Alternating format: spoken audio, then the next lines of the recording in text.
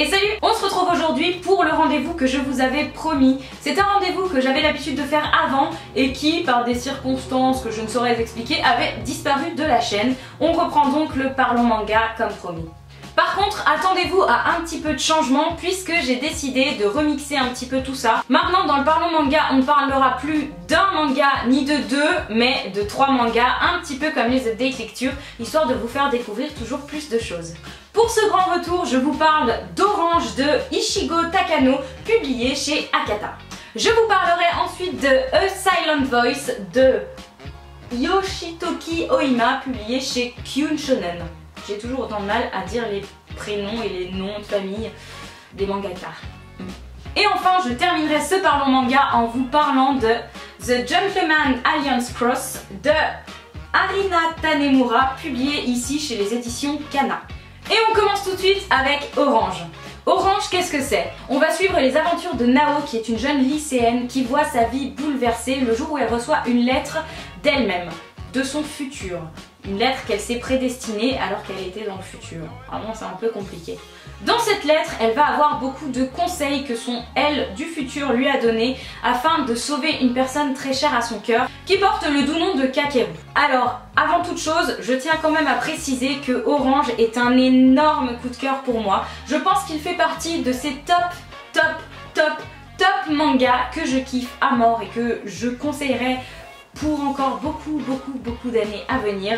Alors je m'explique sur le pourquoi du comment. Ce que j'ai beaucoup aimé dans Orange, c'est le fait qu'on va retrouver un mélange de genres. C'est-à-dire que on peut pas dire à proprement parler qu'il s'agisse d'un shoujo, puisque pour moi il y a un petit peu aussi du shonen.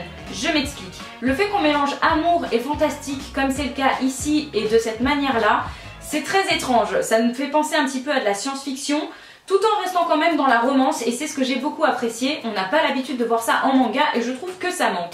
Le fait qu'on ait ce rapport avec le futur, le présent et le passé rend vraiment toute l'histoire très intéressante, et moi j'ai vraiment apprécié les personnages de ce livre. J'avoue, j'ai eu un petit coup de cœur, tout petit coup de cœur pour Kakeru, et Nao est un peu niaise sans trop l'être, donc du coup ça me dérange pas trop. Bref, c'est structuré, les dessins sont magnifiques, mais l'avantage d'Orange, c'est que pour une fois, je ne peux pas reprocher à l'auteur d'avoir privilégié le dessin, puisque ici l'intrigue est tout aussi importante.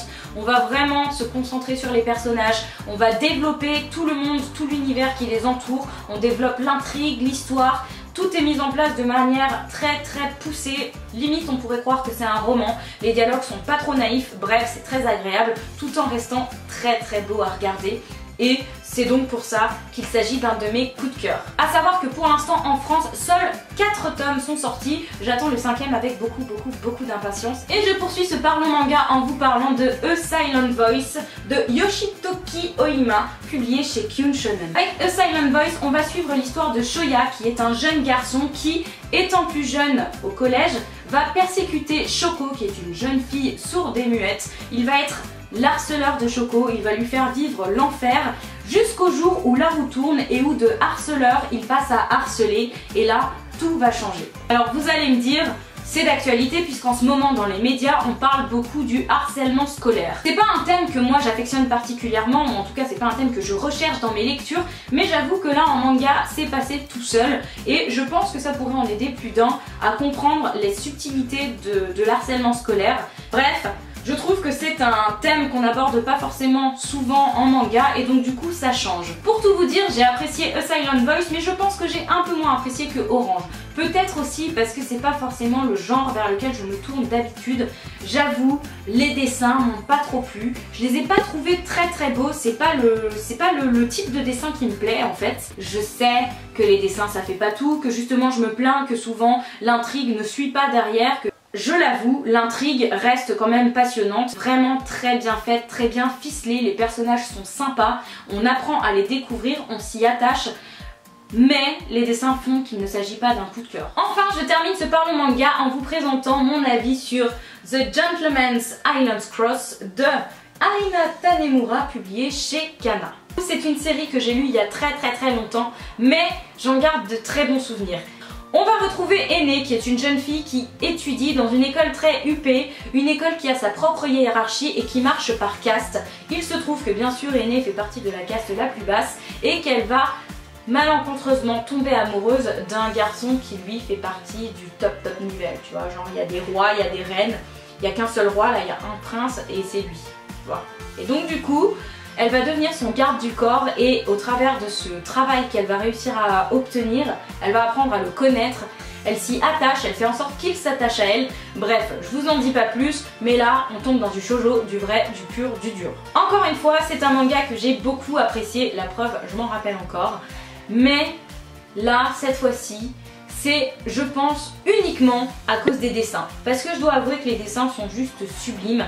Je les trouve vraiment très bien faits, les détails sont peaufinés, vraiment c'est du travail abouti, c'est du travail recherché. Bref, c'est juste sublime.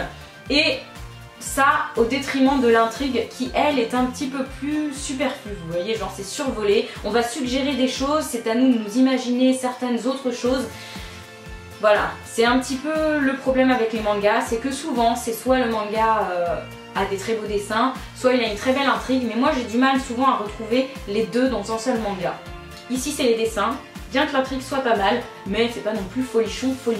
C'est donc déjà tout pour ce Parlons Manga, j'espère qu'il vous aura plu, j'espère que les mangas que je vous ai présentés vous ont donné envie de découvrir le genre, et je vous dis à très vite pour une prochaine vidéo, je vous fais d'énormes bisous et bien évidemment je vous souhaite de très belles lectures. Ciao!